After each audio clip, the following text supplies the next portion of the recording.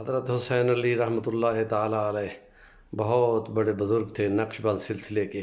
اور باقی ساتوں سلسلوں کو بھی وہ ولی تھے۔ انہوں نے فرمایا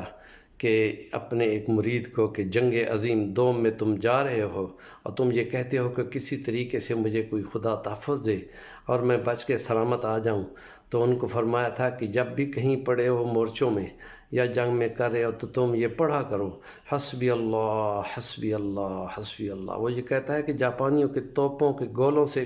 کوئی بھی بندہ نہیں بچا، لیکن میں اپنے مورچے میں صحیح سلامت پڑا رہا اور گرفتار ہوا، اور پھر قیدیوں کے تبادلے میں واپس آیا، اور اس نے واپس آ کے ہمیں اپنے وام بھچران گاؤں میاں والی والوں کو بتایا کہ میں بالکل حضرت کے وظیفے سے مکمل صحیح سلامت بچ کے واپس آ گیا ہوں۔ تو ہم سب کو بھی یہی پڑھنا چاہیے، حسبی اللہ نعم الوکیل نعم المولا و نعم النصیر، آمین۔